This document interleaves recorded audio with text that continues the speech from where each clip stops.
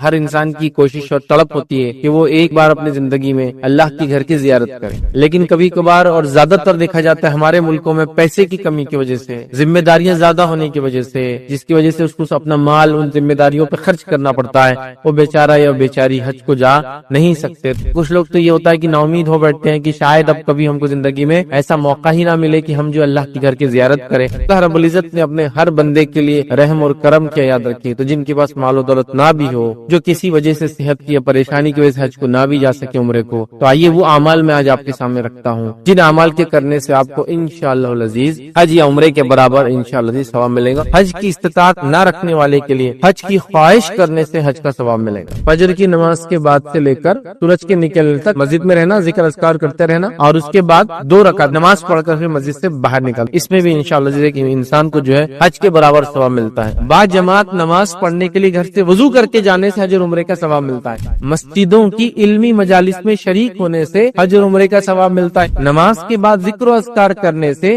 حج یا عمرے کے برابر ثواب ملتا ہے۔ مسجد قباء میں نماز پڑھنا حج یا عمرے کے برابر ثواب ملتا ہے۔ ماہ رمضان میں عمرہ کرنے کا ثواب حج کے برابر ہے۔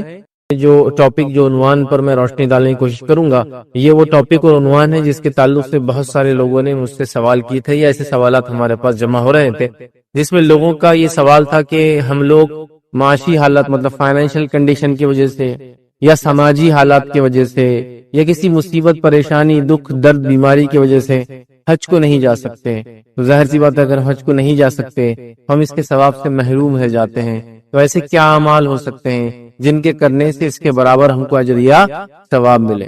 یا ایک انسان ہوتا ہے، یہاں ہر انسان کی کوشش اور تڑپ ہوتی ہے کہ وہ ایک نہ ایک بار اپنی زندگی میں اللہ کی گھر کی زیارت کرے۔ ویسے تو کئی بار بھی اس کو موقع ملے تو وہ تو کرتا چلا جائے گا، لیکن کم از کم ایک نہ ایک بار اس کو زندگی موقع ملے، اس کی تڑپ ہوتی ہے، اس کی چاہت ہوتی ہے، اس کی سوچ ہوتی ہے۔ لیکن کبھی کبھار اور زیادہ تر دیکھا جاتا ہے ہمارے ملکوں میں پیسے کی کمی کی وجہ سے، غربت کی وجہ سے، ذمہ داریاں زیادہ ہونے کی وجہ سے، جس کی وجہ سے اس کو اپنا مال ان ذمہ داریوں پہ خرچ کرنا پڑتا ہے، وہ بیچارہ یا بیچاری حج کو جا نہیں سکتے۔ تو ایک تڑپ، ایک آس، ایک امید، ایک خواہش، جس کو کہیں گے ایک شدید خواہش کہ اللہ کی گھر کی کبھی نہ کبھی زیارت ہو، انسان اپنے دل میں رکھتا ہے۔ اور پھر سوالات بھی آتے ہیں، کیا اللہ رب العزت نے ہمیں اسی حال میں رکھا ہے کہ ہم زندگی بھر اس کی گھر کی زیارت نہ کر سکے؟ یا کچھ لوگ تو یہ ہوتا ہے کہ نا امید ہو بیٹھتے ہیں کہ شاید اب کبھی ہم کو زندگی میں ایسا موقع ہی نہ ملے کہ ہم جو اللہ کی گھر کی زیارت کریں۔ تو بہرحال ایسے کئی سوالات تھے، تو میں نے سوچا ان سوالات پر ایک عنوان باندھ دیا جائے کہ وہ لوگ جو کسی بھی وجہ سے، پیسے کی کمی کی وجہ سے، صحت کی وجہ سے یا کسی اور حالت کی وجہ سے اگر حج کو نہیں جا سکتے، یا عمرہ دونوں بھی شامل کر لے، چونکہ عمرہ حج اصغر ہوتا ہے اور حج حج اکبر ہوتا ہے، یاد رکھیں۔ تو عمرے کو بھی حجی کہا جاتا ہے، یاد رکھیے، لیکن حج اصغر ہوتا ہے، چھوٹا حج کہتے ہیں۔ اس لیے آپ کبھی بھی اگر عمرہ یا حج کو جانا ہوا ہوں گا، عمرے کو خاص طور سے، تو وہ عمرہ کرنے والے کو بھی حاجی بولتے ہیں۔ تو ہمارے پاس بر صغیر کے لوگ، انڈیا پاکستان کے لوگ پریشان ہو جاتے ہیں کہ ہم کو کیوں حاجی بول رہے ہیں، ہم تو حاجی نہیں ہیں۔ تو یاد رکھیے عمرہ چھوٹا حج ہوتا ہے اور حج بڑا حج ہوتا ہے، یاد رکھیے۔ تو حج کو حج اکبر کہتے ہیں اور عمرے کو حج اصغر کہتے ہیں، دونوں حج یہ بہرحال۔ تو عمرہ یا حج کا ثواب بہرحال ہم کو کیسے ملے، اس کی طلب اور خواہش ہوتی ہے۔ تو میں نے سوچا کہ کیوں نہ وہ اعمال آپ کے سامنے رکھ دیے جائے کہ ایک انسان کسی بھی وجہ سے اگر حج اور عمرے کو نہ جا سکے، تب بھی انشاءاللہ عزیز اس کو اپنے ملک میں، اپنے وطن میں رہتے ہوئے اس کی نیت کی وجہ سے، یا وہ اعمال جو شریعت نے بتایا اس کے کرنے کی وجہ سے، اس کو بھی حج کے برابر ثواب ملے۔ تو جیسی بات، حج کو آپ کیوں جانا چاہتے ہیں، ہم کیوں جانا چاہتے ہیں؟ اللہ کی گھر کی زیارت تو تاکہ ہمیں نیکیاں اور ثواب ملے۔ یاد رکھیں ثواب کے علاوہ تو اور کوئی انٹینشن نیت ہو بھی نہیں سکتی، اس لیے کہ وہ ہوں گی تو غلط ہوں گی کہ اللہ کی گھر کا زیارت کروں، زیادہ سے زیادہ اجر پاؤں۔ تو اللہ رب العزت نے اپنے ہر بندے کے لیے رحم اور کرم کیا، یاد رکھیے۔ تو جن کے پاس مال و دولت نہ بھی ہو، جو کسی وجہ سے صحت کی یا پریشانی کی وجہ سے حج کو نہ بھی جا سکے عمرے کو، تو آئیے وہ اعمال میں آج آپ کے سامنے رکھتا ہوں جن اعمال کے کرنے سے آپ کو انشاءاللہ العزیز حج یا عمرے کے برابر انشاءاللہ عزیز ثواب ملیں گا۔ اور دونوں ہی میں نے بتا دیے، جیسے کہ عمرہ حج اصغر ہوتا ہے اور حج حج اکبر ہوتا ہے، تو اس کے برابر ثواب ملیں گا۔ آئیے وہ 10 اعمال میں آپ کے سامنے آج رکھتا ہوں جس کے کرنے سے انشاءاللہ عزیز ایک انسان کو جو ہے حج یا عمرے کے برابر ثواب ملیں گا۔ اور آج خاص طور سے ہم دیکھیں گے 10 اعمال ٹھیک ہے. تو حج کے برابر ثواب دینے والے 10 اعمال میں آپ کے سامنے آج رکھنے کی کوشش کروں گا. اور بھی اعمال ایسے ملتے ہیں یاد رکھیے, لیکن میں نے جو مناسب سمجھے ان 10 کو سلیکٹ کیا, اور اس کے اندر یاد رکھیے کوشش کی کہ جس میں الفاظ آتے ہیں عمرہ یا حج کے وہ باتیں آپ کے سامنے بہرحال رکھوں, یاد رکھیے. لیکن آئیے جو پہلا ہم پوائنٹ لیں گے کہ حج کے برابر ثواب دینے والے اعمال میں وہ پوائنٹ ہوگا جس میں حج اور عمرے کا تذکرہ نہیں آتا ہے, لیکن حدیث میں ایک بات واضح آتی ہے کہ ایسا کرنے والے کو ایسا ایسا فائدہ انشاءاللہ عزیز ہونے والا ہے, یاد رکھیے. چلیے آئیے پہلا نقطہ ہم دیکھتے ہیں. پہلا پوائنٹ وہ کون سا عمل ہے جس کے کرنے سے حج عمرے کے برابر ثواب ملے گا. تو آئیے پہلا عمل ہے حج کی استطاعت نہ رکھنے والے کے لیے حج کی خواہش کرنے سے حج کا ثواب ملے گا. حج کی استطاعت نہ رکھنے کی وجہ سے, اب استطاعت یہ پیسوں کی وجہ سے نہیں ہو سکتی, استطاعت صحت کی وجہ سے نہیں ہو سکتی, استطاعت ملکوں کی حالت کی وجہ سے ہو سکتا نہ ہو, مطلب جانا چاہتا ہے ملکوں کی حالت نہیں, ویزا نہیں ملتا ہے اس ملک والوں کو, بہرحال جو بھی وجہ ہو. تو حج کی استطاعت نہ رکھنے کے باوجود حج کی خواہش رکھنے والے کو حج کا ثواب ملتا ہے. اس کے تعلق سے جو حدیث ہے جامع ترمذی کی روایت ہے, حدیث کے اندر حج اور عمرے کے الفاظ نہیں ہے, لیکن جو الفاظ ہے اور الفاظ سے بات واضح ہے کہ جو شخص جس چیز کی نیت کرتا ہے اس کو اس کا اجر ملتا ہے. یہ آئیے وہ حدیث آپ کے سامنے رکھتا ہوں. نبی اکرم صلی اللہ علیہ وسلم کیا فرماتے ہیں, اور یہ روایت جو ہے ابو کبشہ رضی اللہ عنہ نے بیان کی, اور فرماتے اور کہتے ہیں کہ میں نے ایک روز آپ صلی اللہ علیہ وسلم کو بات کرتے ہوئے سنا اور اسے اچھی طرح سے یاد رکھو پھر فرمایا. اور آپ نے کہا کہ میں نے نبی اکرم صلی اللہ علیہ وسلم ایک بار بات کرتے سنا اور اس بات کو تم لوگ اچھی طرح یاد رکھو, یہ کہہ کر انہوں نے اپنی بات کی شروعات کی. اور کیا کہا سنو, یہ دنیا 4 قسم کے لوگوں کے لیے ہے, مطلب دنیا 4 قسم کے لوگوں کے لیے 4 قسم کے لوگوں سے بھری ہے. ٹھیک ہے, ایک بندہ وہ ہے جسے اللہ تبارک و تعالیٰ نے مال اور علم کی دولت دی ہے, وہ اپنے رب سے اس مال کے کمانے اور خرچ کرنے میں ڈرتا ہے اور اس مال کے ذریعے صلہ رحمی کرتا ہے اور اس کو اللہ کے حقوق ادا کرتا ہے اور خیال رکھتا ہے, اللہ کے حقوق کی ادائیگی کا خیال رکھتا ہے. ایسے بندے کا درجہ سب درجوں سے بہتر ہے. اور ایک بندہ وہ ہے جسے اللہ نے علم دیا ہے لیکن مال و دولت نہیں دی ہے, اس سے محروم رکھا ہے, پھر بھی اس کی نیت سچی ہے اور وہ کہتا ہے کہ کاش میرے پاس بھی مال ہوتا تو میں اس شخص کی طرح عمل کرتا, لہذا اس کی سچی نیت کی وجہ سے پہلے شخص کی طرح یہ اجر میں برابر ہے. یا فرمایا ایک بندہ اللہ کا جس کا علم ہے اور مال ہے اور وہ اللہ کی راہ میں مال بھی خرچ کرتا ہے علم کی بنیاد پر. دوسرا بندہ اللہ تعالیٰ کا, اس کے پاس کیا ہے معلوم آپ کو, علم ہے لیکن مال نہیں. تو وہ کیا کہتا ہے کہ کاش اگر میرے پاس بھی مال ہوتا تو میں بھی اس مال کو ایسا خرچ کرتا جیسا پہلا والا بندہ خرچ کر رہا ہے. تو فرسٹ کیٹیگری میں پہلا انسان علم بھی ہے مال بھی ہے, دوسرا کیٹیگری علم ہے لیکن مال نہیں ہے. تو یہ جس کے مال نہیں وہ علم اور مال والے کو دیکھتا جو مال خرچ کرتا اپنے علم کی بنیاد پہ صحیح جگہ, اور دوسرا والا یہ سوچتا کاش میرے پاس بھی ہوتا تو میں ایسا خرچ کرتا. نبی اکرم صلی اللہ علیہ وسلم فرما رہے یہ دونوں اجر میں برابر ہے, سچی نیت کے. آئیے پھر فرمایا اور کہا طرح اجر میں برابر ملے گا. اور ایک وہ بندہ جسے اللہ نے مال و دولت سے نوازا ہے لیکن علم سے محروم رکھ دیا, وہ اپنے مال کو غلط روش اختیار کرتا ہے اور اس مال کے کمانے اور خرچ کرنے میں اللہ کا ڈر نہیں رکھتا, نہ صلہ رحمی کرتا اور نہ ہی اس مال کو اللہ کے حق کا خیال رکھتے ہوئے خرچ کرتا ہے. اس شخص کا درجہ سب درجوں سے سب سے بدترین ہے. اور ایک بندہ وہ ہے جسے اللہ تعالیٰ نے مال بھی نہیں دیا اور ساتھ میں جو ہے آپ فرماتے علم بھی نہیں دیا, دونوں سے محروم رکھا ہے. وہ کہتا ہے کاش میرے پاس بھی ایسا مال ہوتا تو میں بھی فلاں جگہ جو غلط جگہ پہ خرچ کرا میں بھی ویسی خرچ کرتا. تو اس کی نیت کا وبال اسے ملے گا اور دونوں عذاب میں اور گناہ میں برابر ہے. اب تھرڈ کیٹیگری کا بندہ کون ہے, فرسٹ وہ علم اور مال ہے, سیکنڈ کیٹیگری علم ہے لیکن مال نہیں. اس نے بولتا میرے پاس مال ہوتا تو میں بھی خرچ کرتا, دونوں اجر میں برابر ہو گئے.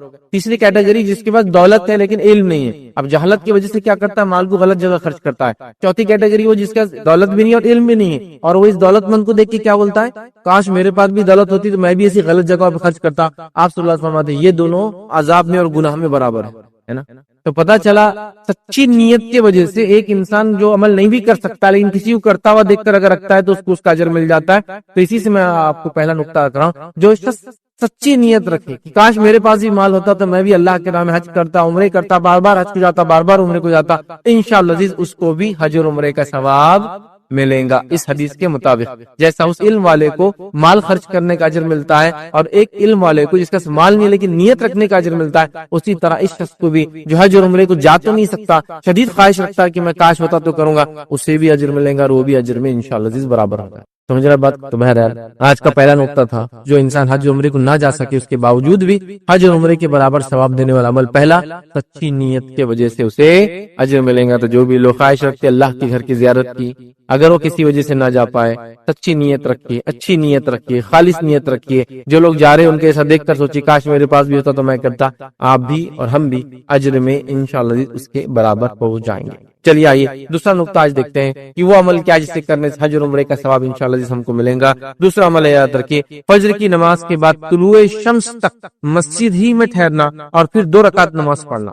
فجر کی نماز کے بعد سے لے کر سورج کے نکلنے تک مسجد میں رہنا, ذکر اذکار کرتے رہنا, اور اس کے بعد 2 رکعت مطلب اشراق یا چاشت کی نماز پڑھ کر پھر مسجد سے باہر نکل دو. کم از کم زیادہ آپ بتائیں 8 پڑھ سکتے ہیں, 2 کم از کم پڑھ کے نکلنا. اس میں بھی انشاءاللہ جیسے کہ انسان کو جو ہے یہ جو ہے حج کے برابر ثواب ملتا ہے. آئیے جامع ترمذی کی روایت سنی. انس بن مالک رضی اللہ عنہ فرماتے اور کہتے ہیں کہ جس نے جماعت فجر کی نماز پڑھی پھر اللہ کے ذکر میں مشغول رہا, نماز فجر پڑھی پھر اللہ کے ذکر میں مشغول رہا. اور نبی اکرم صلی اللہ علیہ وسلم کے زمانے میں نماز فجر ایک دم اول وقت میں ہوتی تھی اور طلوع آفتاب کم از کم 1 سے 1.5 گھنٹے بعد ہو رہا ہے, یہ کم از کم 1 گھنٹہ بعد ہو رہا ہے, سمجھ رہے ہیں بات. لیکن بہرحال لمبا وقفہ ہے. لیکن جس شخص نے نماز فجر پڑھی اس کے بعد اللہ کے ذکر میں مشغول رہا یہاں تک کہ سورج طلوع ہو گیا, پھر 2 رکعت نماز پڑھی, تو اس کے لیے مکمل حج اور عمرے کے برابر ثواب لکھ دیا جاتا ہے. مکمل حج اور عمرے کے برابر ثواب لکھ دیا جاتا ہے. کس شخص کے لیے فجر کی نماز پڑھے اور پھر طلوع آفتاب تک ذکر کرتے بیٹھے, اس کے بعد 2 رکعت پڑھے اور پھر نکلے مسجد سے, تو اس کو مکمل طور سے ایک حج اور عمرے کا ثواب ملتا ہے. یاد رکھیں کتنی بڑی بات ہے, کتنی بڑی بات ہے. آپ سوچئے اس چیز کو سمجھیے. آئیے دوسری حدیث اسی قسم کی, اسی تھوڑے سے الفاظ کی تبدیلی کے ساتھ. حدیث کے الفاظ یوں ہیں, جس نے, اور یہ روایت جو ہے صحیح ترغیب کی ہے, جس نے جماعت فجر کی نماز پڑھی اور ٹھہرا رہا یہاں تک کہ اس نے چاشت کی نماز پڑھ لی, تو اس کے لیے حج کرنے والے اور عمرہ کرنے والے کے برابر ثواب ہے, یعنی مکمل حج مکمل عمرے کا ثواب ہے. ایک میں صرف ٹھہرے رہنے والے کا لفظ اور ایک میں ذکر کے ساتھ, دونوں ملا لیتے پتہ چلتا ہے فجر کے بعد رکا رہے اور ذکر کرتا رہے, پھر اس کے بعد نماز پڑھے 2 رکعت اور پھر باہر نکلے اشراق یا چاشت کی, تو اس کو انشاءاللہ عزیز ایک مکمل حج اور ایک عمرے کا ثواب ملتا ہے. تو جو لوگ حج اور عمرے کو نہیں جا سکتے, یہ لیجیے ثواب حج اور عمرے کا. یقینا حج اور عمرہ کرنا ایک اپنے جگہ اپنا الگ عمل ہے, لیکن اس کے باوجود جن کی سچی طلب ہے تو ایسے کئی اعمال ہمیں آلریڈی بتا دیے گئے جس کے ذریعے ہم جو ثواب آپ چاہتے ہیں نا وہ ویسے بھی کما سکتے. میں یہ نہیں کہہ رہا ہوں اس لیے ایسا کرنے کی وجہ سے حج عمرے کو آپ مت جائیے, میں کہہ رہا ہوں کہ حج عمرے کو جو نہیں جا سکتے تو بھی ثواب کما سکتے, اور جو جا سکتے جانے کے علاوہ بھی ثواب کما سکتے. کیسے؟ یہ عمل کر, ضروری نہیں کہ صرف غریب لوگ, ہمارے لیے بھی کہ ہم بھی جو ہے حج عمرے کو جا سکتے تو جائے بھی اور ساتھ میں یہ بھی اجر کمائے. اس لیے کہ مومنوں کو تو بہرحال بس دونوں ہاتھ سے اس دنیا میں اجر ہی اجر جمع کرنا. تو جو حج کو جا بھی سکتا فزیکلی جائے, اور جو جا سکتا ہے اس کے باوجود یہ کام بھی کر سکتا کرے, جس کو ہم کہیں گے دونوں ہاتھ میں لڈو, مطلب دونوں طرف فائدہ, چاروں مطلب پورے 5 انگلیاں گھی میں, کیا مسئلہ. لیکن جو نہیں کر سکتا اس کے لیے تو بالکل کہیں گے افضل اور اولا چیز پتا چل رہی ہے, اس کے لیے تو ایک بہتر چیز پتا چل رہی ہے کہ بیچارہ کسی وجہ سے نہیں جا سکتا ہے اور اجر اور ثواب بھی کما رہا ہے ماشاءاللہ. چلیے آگے بڑھتے ہیں, تیسرا نقطہ دیکھتے ہیں وہ کیا کام ہم کر سکتے ہیں جس سے جو ہے حج عمرے کا ثواب بغیر جائے کہ ہمیں ملتا ہے یا مل جائے گا انشاءاللہ. تو وہ اس میں تیسرا عمل یاد رکھیے, با جماعت نماز پڑھنے کے لیے گھر سے وضو کر کے جانا. با جماعت نماز پڑھنے کے لیے گھر سے وضو کر کے جانے سے حج اور عمرے کا ثواب ملتا ہے. آئیے حدیث کس طرح سے سنیے. صحیح جامع کی روایت ہے, نبی اکرم صلی اللہ علیہ وسلم کا جو آدمی جماعت سے فرض نماز پڑھنے نکلتا ہے تو اس کا ثواب حج کے برابر ہے, اور جو نفلی نماز پڑھنے کے لیے نکلتا ہے اس کا ثواب عمرے کے برابر ہے. ٹھیک, جو شخص فرض نماز کے پڑھنے کے لیے گھر سے نماز کے لیے نکلتا ہے اس کا اجر حج کے برابر ہے, اور جو نفلی نماز کے لیے نکلتا ہے اس کا اجر عمرے کے برابر ہے. دوسری روایت ابو داؤد کی یاد رکھیے, اس روایت میں الفاظ دیکھیں اس طرح سے, اس روایت کے الفاظ, جو شخص اپنے گھر سے وضو کر کے فرض نماز پڑھنے کے لیے نکلتا ہے اس کا اجر اور ثواب حاجی کی طرح. جو شخص نماز پڑھنے کے لیے وضو کر کے گھر سے نکلتا ہے اس کا اجر کس کی طرح ہے؟ حاجی کی طرح. یاد, تو گھر سے وضو کر کے نماز پڑھنے کے لیے نکلنا حج کی طرح اجر دیتا ہے. یاد رکھیں. اب میں آپ کو بتاؤں ایک تعجب خیز بات, وہ یہ ہے کہ جو میں آپ کے سامنے پوائنٹ رکھ رہا ہوں نا 10 میں سے 5 پوائنٹ تو صرف نماز سے ریلیٹڈ ہے, یا نماز کے آگے پیچھے کے عمل سے ریلیٹڈ ہے, یا مسجد سے ریلیٹڈ ہے, مطلب وہ ایکٹیویٹی جو نماز کے لیے کی جاتی ہے اس سے ریلیٹڈ ہے, اور اس کا اجر و ثواب حج کے برابر ہے.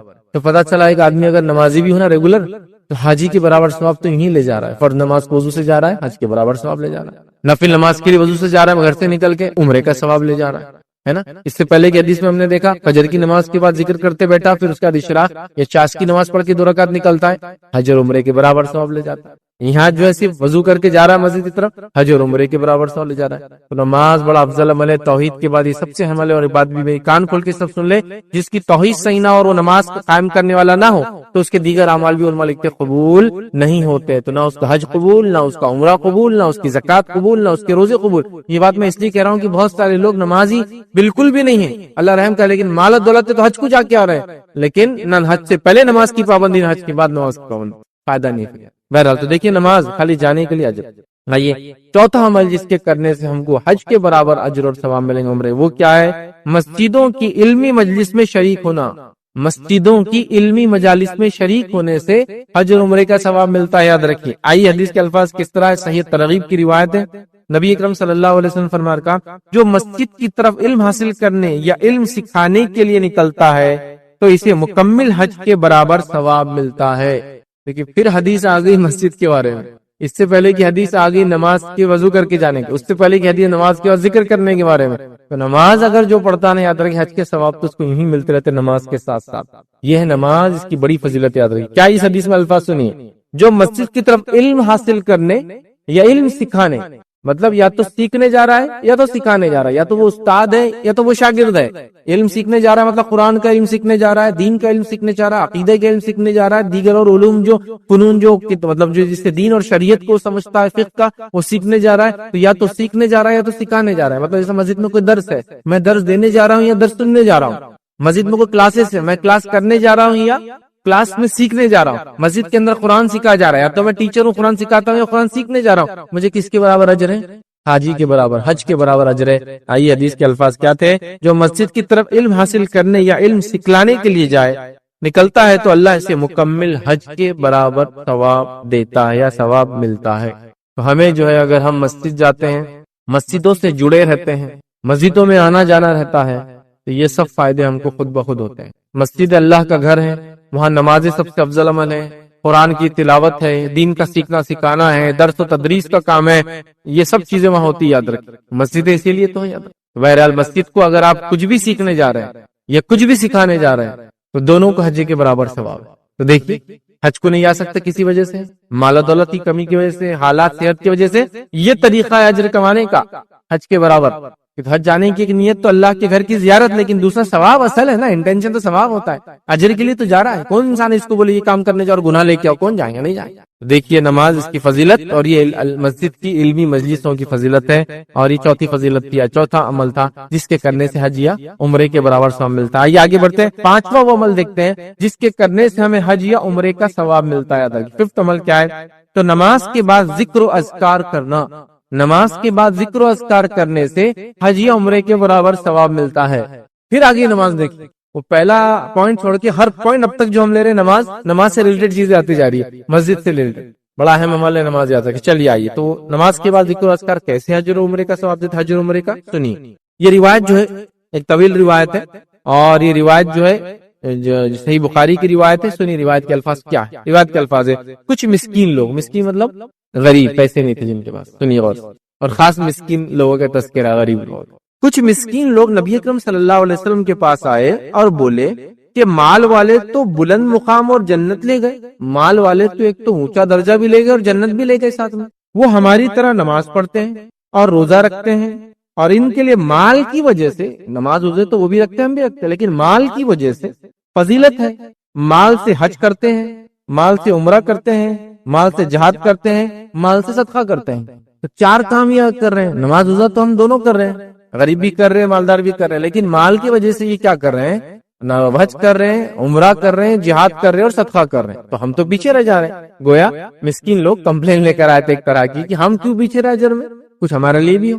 سنیے آگے کیا ہوا۔ تو نبی اکرم صلی اللہ علیہ وسلم فرمایا کہ کیا میں تمہیں ایسی بات نہ بتا دوں جس کی وجہ سے تم پہلے والوں کے درجہ پا سکو؟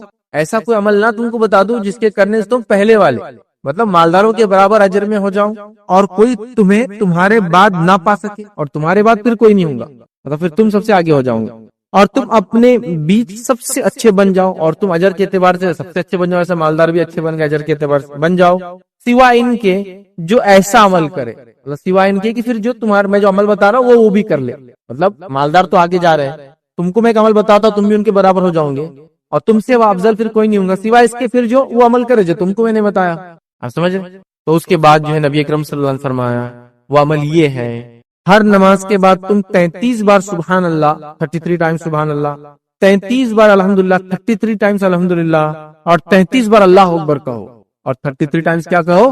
اللہ اکبر کہو، تو تم بھی پھر بغیر مال خرچ کیے کے بھی مالدار لوگوں کے برابر انشاءاللہ عزیز اجر میں ہو جاؤں گے۔ تو وہ مالدار لوگ کیا کیا اجر کرتے ہیں جو صحابی چاہ رہے تھے ہم بھی برابر ہو جائے؟ حج کرتے ہیں، عمرہ کرتے ہیں، جہاد میں پیسہ خرچ کرتے ہیں اور صدقہ کرتے ہیں. یہ دوسرے صحابی غریب چاہتے تھے ہم بھی ان میں برابر ہو جائے. تو جو یہ ذکر کر لیں گا وہ حج کرنے والوں کے برابر, عمرہ کرنے والوں کے برابر, مجاہد کے برابر اور تقی صدقہ کرنے والے کے برابر ہو جائیں گے. آ گیا اس کے اندر.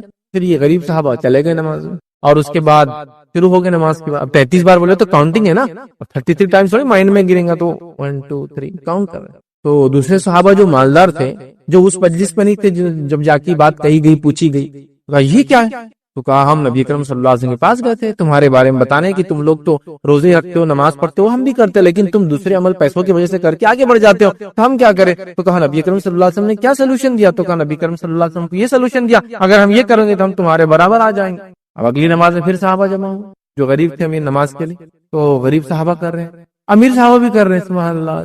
پھر وہ غریب صحابہ دوڑتے دوڑتے کہ اللہ کے رسول صلی اللہ علیہ وسلم مالداروں نے بھی شروع کر دیا, پھر وہ آگے چلے, آلریڈی خرچ کر رہے تھے, ہم کو تسبیح دی ان کے برابر ہونے, انہوں نے اور کر لی.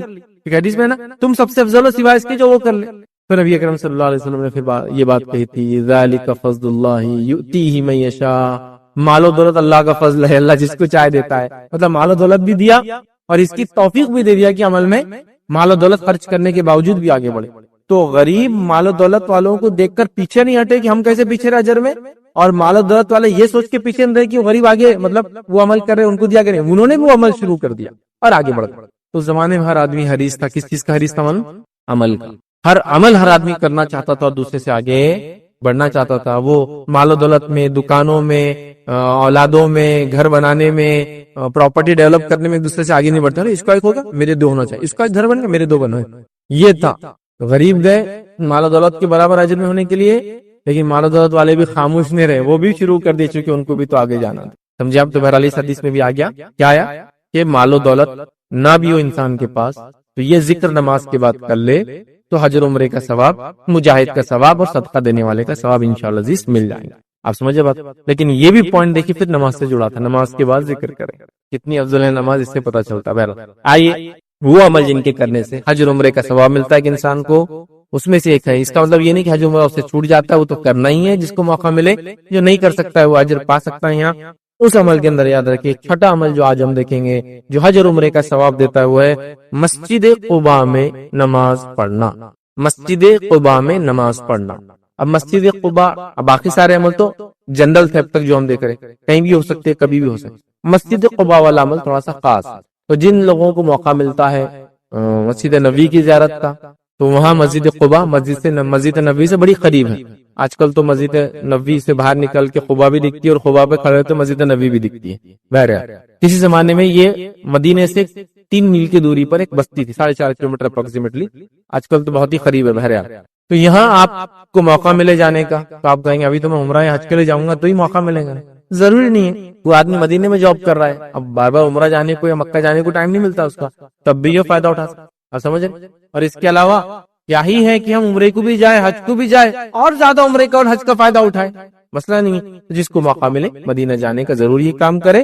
تو آپ یہ سوچ سکتے کہ آلریڈی اس میں تو آدمی پہنچ گیا نا, اب کیا, لیکن پہنچنے کے بعد ہی میں نے کہا نا ہر مومن چاہتا ہے بس اجر بڑھتا ہی رہے, بڑھتا ہی رہے. تو یہ بھی ایک طریقہ ہے. آئیے مسجد قباء میں کیا فضیلت ہے سنیے. مسجد قباء کی فضیلت ہے, جامع ترمذی کی روایت ہے, آپ صلی اللہ علیہ وسلم نے فرمایا رکھا مسجد قباء میں نماز پڑھنا عمرے کے برابر ہے. مسجد قباء میں نماز پڑھنا عمرے کے برابر ہے. دوسری روایت میں اور تفصیلات آتی وہ بھی آپ کے سامنے رکھتا ہوں. وہ روایت جو ہے سنن ابن ماجہ کی روایت ہے. حدیث کے الفاظ سنی, جو شخص اپنے گھر میں وضو کرے پھر مسجد قباء آئے, اگر گھر سے وضو کیا, ہوٹل سے وضو کیا, جہاں بھی وہاں سے وضو کیا, پھر مسجد قباء آئے اور اس میں نماز ادا کرے تو اس کو عمرے کے برابر ثواب ملتا ہے. تو مسجد قباء وضو کر کے جائے اور وضو کر کے جا کے پڑھے. ٹھیک ہے, اب کسی وجہ سے وضو نہ کر سکے تو وہاں کر لے. کچھ لوگ ہوتا ہے بیماری کی وجہ سے وضو نہیں رہتا وغیرہ وغیرہ, ٹھیک کو مسئلہ, لیکن کوشش کرے اپنے جہاں سے نکلے, جیسے ہوٹل سے نکل رہا تھا ہوٹل میں وغیرہ, پھر وضو کرے, پھر مسجد قباء جائے اور وہاں نماز پڑھے. 2 رکعت نماز پڑھ لے اگر نماز کا وقت نہیں ہے, اور اگر نماز کا وقت ہے تو نماز پڑھ لے. جیسا کوئی ظہر کا وقت ہو رہا ہے, اثر کا, تو وہ پڑھ لے, اور اگر وہ وقت نہیں ہے تو نماز پڑھے, لفظ ہے تو نماز پڑھ لے, مطلب 2 رکعت نفل پڑھ لے اپنے. کیا ملے گا اس کو ثواب؟ ایک عمرے کا. اور میں نے یہ بات پہلے رکھ چکا, عمرہ حج اصغر ہے, چھوٹا حج ہے, اور حج حج اکبر ہوتا ہے. مطلب حج کو بڑا حج کہتے ہیں چونکہ دونوں حجی ہے, اسی لیے عرب دونوں کو حاجی بولیں گے. عمرہ آنے والوں کو حاجی بولتے اور حج کو آنے والے کو حاجی بولتے. بہرحال ٹھیک ہے, تو بات سمجھ رہے آپ. تو مسجد قباء کی فضیلت بھی پتہ چلی, پھر مسجد کا تذکرہ آ گیا، نماز سے جڑی ہوئی کوئی نہ کوئی چیز آ گئی، اور اس کا اجر کیا ہے؟ عمرے کے برابر۔ چلیے آگے بڑھتے ہیں۔ ساتواں وہ عمل جس کے کرنے سے ہم کو حج یا عمرے کا اجر اور ثواب ملتا ہے، وہ کیا ہے؟ آپ کے سامنے رکھتا ہوں، ماہ رمضان میں عمرہ کرنا۔ ماہ رمضان میں عمرہ کرنے کا ثواب حج کے برابر ہے۔ ایک روایت میں ماہ رمضان میں عمرہ کرنے کا ثواب نبی اکرم صلی اللہ علیہ وسلم سے حج کرنے کا ثواب ہے۔ دو اس کی فضیلتیں ملتی ہے ماہ رمضان میں۔ لیکن بہرحال آپ لوگ، میں سمجھ رہا ہوں یہ بات سمجھ رہے ہیں کہ کسی بھی عمل کی قبولیت کے لیے ہمارے لیے توحید شرط ہے اور خالص نیت شرط ہے، اور عمل کو سنت کے مطابق کرنا کنڈیشن ہے، یاد رکھیں، ٹھیک ہے؟ اور یہ عمل کرنے سے عمرہ اور حج آپ سے ہٹ نہیں جاتا ہے، یہ تو آپ زیادہ ثواب کے لیے کر رہے ہیں، جب آپ کو موقع ملے وہ بھی آپ کریں۔ تو آئیے ماہ رمضان میں عمرہ کرنے کی کیا فضیلت ہے وہ دیکھتے ہیں۔ رمضان میں عمرہ کرنا، یاد رکھیے، اس تعلق سے ایک انصاری عورت کا ایک طویل واقعہ ہے، بس مفہوم یہ ہے کہ ایک انصاری عورت تھی، انہوں نے حج کرنے کا ارادہ کیا نبی اکرم صلی اللہ علیہ وسلم کے ساتھ۔ اب کسی وجہ سے حج نہیں کر پائے، جس میں ریزن یہ آتا ہے کہ ان کے پاس 2 سواریاں تھی صرف، تو ایک سواری تو گھر میں سامان لانے لے جانے کے لیے لگتی تھی، اور دوسری سواری پہ امید تھی کہ حج کو چل جائے، لیکن کسی وجہ سے وہ سواری اویلیبل نہیں ہو سکی اور سواری انگیج ہو گئی، بزی ہو گئی۔ نبی اکرم صلی اللہ علیہ وسلم نے پوچھا، کیا تم ہمارے ساتھ حج کو نہیں چلو گی؟ اس انصاریہ سے، اللہ کے رسول، بس وہ سواری کی وجہ سے مسئلہ ہو گیا، مطلب ٹرانسپورٹیشن کا ایشو ہو گیا، میں نہیں چلوں گی۔ تب نبی اکرم صلی اللہ علیہ وسلم نے اس انصاریہ کو کیا کہا تھا؟ الفاظ سنیے، آپ نے فرمایا، جب رمضان آئے، چلو اب تم حج کو نہیں جا رہی ہو نا، کوئی بات نہیں، جب رمضان آئے تو تم عمرہ کر لینا، کیونکہ اس میں عمرہ کرنا حج کے برابر ہے۔ تو جب تم رمضان آئے تو تم کیا کرنا؟ عمرہ کر لینا، کیونکہ اس میں عمرہ کرنا حج کے برابر ہے۔ پتہ چلا رمضان میں عمرہ کرنا حج کے برابر ہے۔ تو اگر کوئی انسان ہے، پیسے تو ہے، اتنے نہیں ہے کہ حج کر سکے، تو رمضان کا عمرہ کر لے۔ دیکھیں عام دنوں کا عمرہ سب سے سستا ہوتا ہے قیمت کے اعتبار سے، اس کے بعد رمضان کا عمرہ اس سے تقریباً ڈبل خرچ کا ہوتا ہے۔ اب مثال سمجھو 100 روپے کا ہوتا ہے سادہ عمرہ، تو رمضان میں ہوتا ہے اس کا خرچ ڈبل ہو جاتا ہے، تقریباً 200 روپے ہو جائیں گے، اور حج کی قیمت تو میں سمجھتا ہوں اس سے ڈبل ہوتی ہے، مطلب 400 روپے قریب ہوتی ہے۔ ایک مثال دے رہا ہوں بات سمجھنے کے لیے، تو حج کی بڑی زیادہ قیمت ہوتی ہے، یاد رکھیں۔ اور اگر کسی کے پاس پیسہ تو ہے لیکن حج کے اتنا نہیں ہے، تو کیا کرے؟ پھر رمضان میں عمرہ کر لے، اس کا ثواب بھی حج کے برابر ہے، حدیث میں آ گیا۔ آئیے دوسری روایت ابو داؤد کی، اس میں کیا الفاظ سنیے۔ ایک دوسری روایت میں اضافہ ہی ہے، اور اس میں اس بات کی وضاحت ہے کہ رمضان میں کیا گیا عمرہ نبی اکرم صلی اللہ علیہ وسلم کے ساتھ حج کرنے کے برابر ہے، کیونکہ وہ حدیث میں کیا ہوتا ہے، وہ جو پہلی حدیث جس میں انصاریہ صحابیہ نہیں جا سکی تھی، تو بڑی افسوس میں تھی۔ تب نبی اکرم صلی اللہ علیہ وسلم کو کہا تھا کہ تم رمضان میں عمرہ کر لینا، اس کا ثواب حج کے برابر ہے، لیکن ان کو ایک چیز تھی کہ آپ کے ساتھ تو نہیں ہوں گے نا حج، تو کیا رمضان میں کیا گیا عمرہ میرے ساتھ حج کرنے کے برابر ہے۔ سمجھ رہے آپ بات کو؟ تو لہٰذا عمرے کو اگر کوئی حج کو نہیں جا سکتا ہے تو عمرہ کر لے، خاص طور سے اگر حج کا ثواب پانا چاہتا ہے اور عمرے کی طاقت ہے صرف کرنے کی، چھوٹے حج کرنے کی، تو عمرہ کر لے، اور رمضان کا کرے ضرور، یاد رکھیے، کیونکہ رمضان کا کیا گیا عمرہ حج کے برابر ثواب دیتا ہے، اور نہ صرف حج کے برابر ثواب دیتا ہے، نبی اکرم صلی اللہ علیہ وسلم کے ساتھ کیے گئے حج کے برابر ہوتا ہے، یاد رکھیے، اس جیسا ثواب ملتا ہے، یاد رکھیے۔ لیکن اس سے حج ختم نہیں ہوتا، وہ آپ کو جب موقع ملے، آپ کے مولا دولت ہو تو آپ اس کو یاد سے کریں، ٹھیک ہے۔ آئیے حدیث میں آپ کے سامنے پڑھ کے سنا دیتا ہوں، حدیث کے الفاظ دیکھیے۔ رسول اللہ صلی اللہ علیہ وسلم حج کا ارادہ کیا، ایک عورت نے اپنے خاوند سے کہا مجھے بھی اپنے اونٹ پر رسول اللہ صلی اللہ علیہ وسلم کے ساتھ حج کرائیں۔ انہوں نے کہا میرے پاس تو کوئی ایسی چیز نہیں ہے جس پر میں تمہیں حج کراؤں، مطلب دوسری سواری نہیں ہے اور میرا جانور اپن دونوں کو نہیں لے جا سکتا ہے۔ وہ کہنے لگی مجھے اپنے فلاں اونٹ پر حج کراؤ، تو انہوں نے کہا وہ اونٹ تو اللہ کی راہ میں وقف ہے۔ پھر وہ رسول اللہ صلی اللہ علیہ وسلم کے پاس آئے اور کہنے لگے اللہ کے رسول، میری بیوی آپ کو سلام کہتی ہے، اس نے آپ کے ساتھ حج کرنے کی مجھ سے خواہش کی ہے اور کہا ہے کہ مجھے رسول اللہ صلی اللہ علیہ وسلم کے ساتھ حج کرائیں۔ میں نے اس سے کہا میرے پاس کوئی ایسی چیز نہیں ہے جس پر میں تمہیں حج کراؤں۔ اس نے کہا مجھے اپنے فلاں اونٹ پر حج کرائیں۔ میں نے اس سے کہا وہ تو اللہ کی راہ میں وقف کیا ہوا اونٹ ہے، اس کو استعمال نہیں کر سکتے ہیں۔ آپ صلی اللہ علیہ وسلم فرمایا سنو، اگر اسے اس اونٹ پر حج کرا دیتے تو بھی اللہ کی راہ میں ہوتا، کر سکتے ہو تم کرنا چاہتے تو۔ اس نے کہا اس نے مجھے یہ بھی آپ سے دریافت کرنے کے لیے کہا ہے کہ کون سی چیز آپ صلی اللہ علیہ وسلم کے ساتھ حج کرنے کے برابر ہے، ٹھیک ہے، تاکہ اگر میں ابھی نہ جا سکوں تو یہ بھی سوال کر لینا۔ پہلا سوال تو یہ کرنا کہ آپ وقت اونٹ پہ جا سکتے جو اللہ کے راہ میں کیا ہے۔ دوسرا سوال یہ کرنا کہ اگر میں نہ جا سکوں تو ایسا کون سا عمل ہے جو کرنے سے آپ کے برابر ساتھ کرنے کا حج کا ثواب ملے گا، برابر ہو۔ رسول اللہ صلی اللہ علیہ وسلم فرمایا اسے سلام کہو اور بتاؤ کہ رمضان میں عمرہ کر لینا میرے ساتھ حج کر لینے کے برابر ہے؟ یہ ابو داؤد کی روایت ہے۔ تو یہ تفصیلات دیکھتی، ایک روایت میں وہ تھا جو نہیں آ سکی، اور ایک میں شوہر کے ذریعے دوسری صحابیہ بھی ہو سکتی ہے یا انہی کا واقعہ ہوں گا، واللہ عالم، بہرحال یہ کیا۔ تو یہاں تفصیلات مل گئی۔ تو رمضان میں کیا گیا عمرہ حج کے برابر ہے، رمضان میں کیا گیا عمرہ نبی اکرم صلی اللہ علیہ وسلم کے ساتھ حج کرنے کے برابر ہے، یاد رکھیے۔ آئیے آٹھواں عمل جس کے کرنے سے ہم کو حج اور عمرے کا ثواب ملتا ہے وہ کیا ہے؟ حاجی کا سامان سفر تیار کرنا اور اس کے گھر والوں کی خبر گیری کرنا، مطلب جانا، دیکھ بھال کرنا، حفاظت کرنا، غریب ہے تو کچھ کھانا پینا پہنچانا، سودا سلوف لا کے دینا، مدد وغیرہ کرنا، جو بھی خبر گیری میں سمجھتے نا، خبر لینے سے مراد یہ کہ حال چال کو پوچھنا اور ضرورت پڑنے پر اس میں جو کچھ کر سکتے وہ کرنا، یہ کرنے والے کو بھی اجر ملتا ہے۔ حدیث اس طرح سے نبی اکرم صلی اللہ علیہ وسلم فرمایا، جس نے مجاہد کا سامان سفر تیار کیا، مجاہد کا سامان سفر میں جو لگتا ہے وہ تیار کیا، یا حاجی کا سامان سفر تیار کیا، اور جو حج کو جا رہا ہے اس کا سامان سفر تیار کیا، مطلب اس کا اونٹ تیار کیا، اس کے اونٹ کو جو چیزیں لگتی ہے لگانا بیٹھنے کرنے کے لیے وہ کیا، اس کو سفر میں جو کھانے پینے کا لگتا ہے اس میں تیاری کی، میں بھی فائنینشلی مدد کی، فزیکل مدد کی، ٹرانسپورٹیشن میں گائیڈ کے طور پہ مدد کی۔ آج کل تو کیا نہیں ہو سکتا بہرحال، حاجی کا سامان سفر تیار کیا، ان کے گھر والوں کی خبر گیری کی، اور پھر ان کے گھر والوں کی خبر گیری کی، یا کسی روزے دار کو افطار کرا دیا، تو اس کے لیے انہی کے برابر اجر ہے، اور ان کے یعنی غازی یا حاجی یا روزے دار کے اجر میں سے کوئی کمی نہیں ہوتی۔ جو ایک غازی کا سامان سفر تیار کرے اور گھر والوں کی خبر گیری کرے، جو کسی حاجی کا سامان سفر تیار کرے اور اس کے گھر والوں کی خبر گیری کرے، کوئی کسی روزہ رکھنے والے کو افطار کرائے، اس کو بھی ان تینوں کے برابر اجر ہے، اور ان تینوں کے اجر میں سے کوئی کمی نہیں ہوں گی۔ تو آپ جس کی مدد کر سکتے کرے۔ تو آپ کے علاقے میں کچھ لوگ حج کو جا رہے ہیں، آپ ان کے کیا کریں؟ سامان سفر تیار کریں، اسی طرح آپ جو ہے ان کی خبر گیری کریں۔ ہم سمجھ رہے ہیں بات کو؟ یہ اہم چیز ہے، یاد رکھیں۔ لوگ الحمدللہ اس کو بڑی اہمیت دیتے ہیں، میں نے دیکھا ہوں ہر جگہ جہاں حج کمیٹیاں ہوتی ہے، حج کمیٹی نہیں بھی ہوتی ہے تو کچھ گروپس ہوتے ہیں بچوں کے، نوجوانوں کے، جو لوگوں کو حج وغیرہ کے اندر سامان سفر وغیرہ تیار کرتے ہیں۔ لیکن میری ان نوجوانوں سے اور ان گروپ سے ایک اپیل ہے، بھیا اپنی آخرت کو بھی تو خیال رکھو۔ کئی بار میں نے دیکھا ہے انتھک 8 دن کام کرتے ہیں اور نماز نصیب نہیں ہوتی، توفیق نہیں ہوتی ان کو بیچاروں۔ سمجھ رہے آپ؟ حاجی کا سامان لاؤ، حاجی کو یہ کرو، رے حاجی صاحب کو فلاں کرو، حاجی صاحب کو سوار کر دو، حاجی صاحب کو بٹھا دو، حاجی صاحب کو کچھ ہو رہا تو اپنا چٹ اتار کے بھی راستے میں ڈال دے رہا ہو کہ حاجی صاحب اس پہ بیٹھیے۔ پرابلم یہ ہے کہ خود نماز سے غافل۔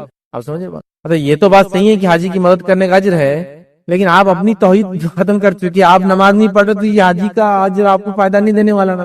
یہ بات آپ سمجھیے، ورنہ لوگ کیا کرتے ہیں بس اسی کے پیچھے پڑ جاتے ہیں۔ میں نے کئی بار دیکھا حاجیوں کو لے جانے کا کام، حاجیوں کو ایئرپورٹ پہنچا رہے، حاجیوں کا سامان کیا ہے سیکورٹی چیک کرا رہے، حاجیوں کو اپنے علاقے سے وہ کیا ہوتا ہے اسمبلی پوائنٹ پہ جمع کر رہے ہیں، لیکن وہ بیچارے خود نماز سے اور وضو سے غافل۔ اور یہ بہت خطرناک چیز، یہ میں نے کئی جگہ دیکھا۔ مطلب حاجی کو جو مدد کرنے کا تذکرہ آ رہا ہے وہ تو آپ کر رہے ہیں، اچھا جذبہ ہے، سلام جذبے کو، لیکن اپنی آخرت کی تیاری بھی تو، مطلب اس کا اجر تو ملیں گا آج کا کب؟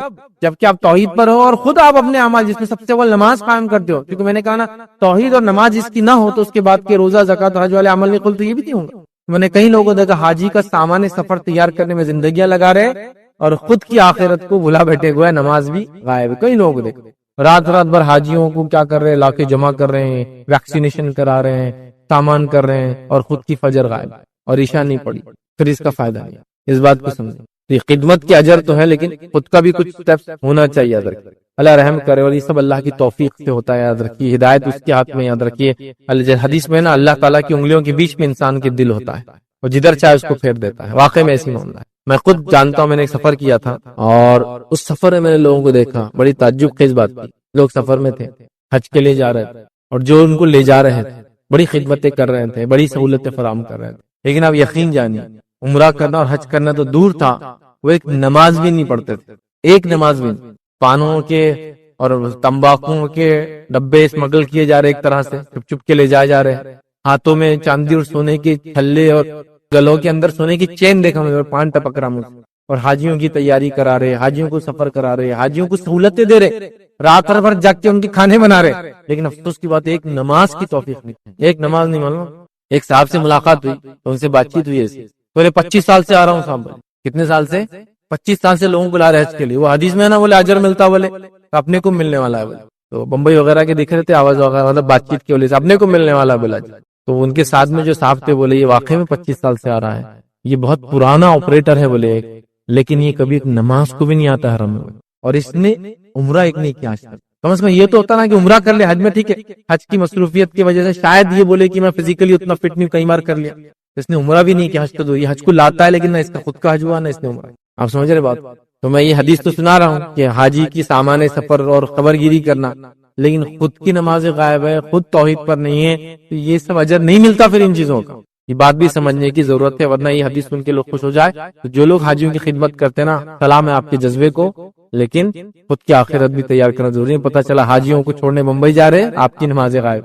حاجیوں کی مدد کرنے نکلے، ان کی گھر والوں کی خبر گیری لے رہے، اور آپ کی نمازیں اور توحید میں خلل. ایسا نہیں ہونا. بہرحال چلیے آگے بڑھتے ہیں. 9 وہ پوائنٹ جس کے کرنے سے یاد رکھیے ایک انسان کو حج اور عمرے کا ثواب ملتا ہے. 9 پوائنٹ کا ہے جو ہمارا، وہ ہے والدین کے ساتھ حسن سلوک کرنا انسان کو حج و عمرے کے برابر ثواب دیتا ہے. نبی اکرم صلی اللہ علیہ وسلم فرماتے ہیں، مسند ابو یعلا کی روایت ہے، آپ صلی اللہ علیہ وسلم، ایک آدمی رسول اللہ صلی اللہ علیہ وسلم کے پاس آیا اور کہا میں جہاد کی خواہش رکھتا ہوں مگر اس کی طاقت نہیں ہے، میرے فزیکل اسٹرینتھ نہیں تھی یا پھر ہتھیار نہیں ہوں، ویپن نہیں ہوں، طاقت نہیں. تو آپ صلی اللہ علیہ وسلم پوچھا کیا تمہارے والدین میں سے کوئی باحیات ہے؟ دونوں یا دونوں میں سے کوئی زندہ ہے؟ باحیات ہے؟ سنی باحیات ہے؟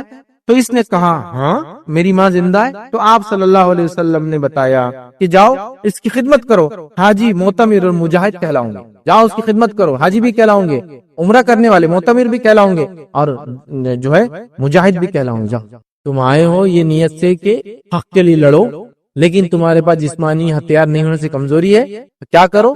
تو کہا والدین میں سے کوئی زندہ ہے؟ تو کہا ماں زندہ ہے. تو کہا جاؤ اس کی خدمت کر، اور تو حاجی بھی کہلائیں گا، معتمر بھی کہلائیں گا، اور مجاہد بھی کہلائیں گا. والدین کی خدمت کیا مقام ہے آپ دیکھیے.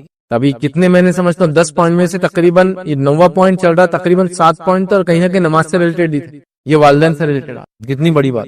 والدین گھر میں موجود ہیں، پیسے نہ ہونے کے باوجود بھی ان کے ساتھ سلوک کر کے، ان کے ساتھ ان کی خدمت کر کے ہم حج کا اور عمرے کا، مجاہد کا اور سب کا ثواب لے سکتے. لیکن افسوس کی بات ہے اللہ کی توفیق ہی نہیں. یہ تو رونا رو رہے کہ اللہ پیسہ دیں گا تو حج عمرہ کر لیں گے، لیکن جو آلریڈی تم کو اجر دے سکتا ہے ان کی خدمت کر کے حج عمرے کا ثواب وہ نہیں لینا. تو کہا جا تو یہ کر، تو حاجی بھی کہلائیں گا، معتمر عمرے کرنے والا بھی کہلائیں گا، اور ساتھ میں تو مجاہد بھی کہلائیں. کیا مقام ہے والدین کا. میں سمجھتا ہوں اسے پتہ چلتا ہے، اور یہ بات میں بار بار آپ کے سامنے رکھا ہوں کہ اللہ اور اس کے رسول کے بعد دنیا میں کسی کا مقام، مرتبہ، حسن سلوک کسی کے ساتھ ہے، فرمانبرداری کسی کی ہے، خدمت ہے تو کون ہے؟ ماں اور باپ، والد، والدہ اور والدیات. یہ بڑی اہم بات ہے. ہم لوگوں کو اللہ تعالیٰ نصیب کرتا ہے یہ موقع، ہم اس کو ہاتھ سے ایسے ہی جانے دیتے ہیں اور جانے کے بعد پھر پچھتاتے ہیں. اچھا کچھ ماں باپ تو ایسے ہوتے ہیں ان کو واقعی میں ہماری فائنینشیل ایڈ کی ضرورت ہی نہیں ہوتی، وہ خود مالدار ہوتے ہیں.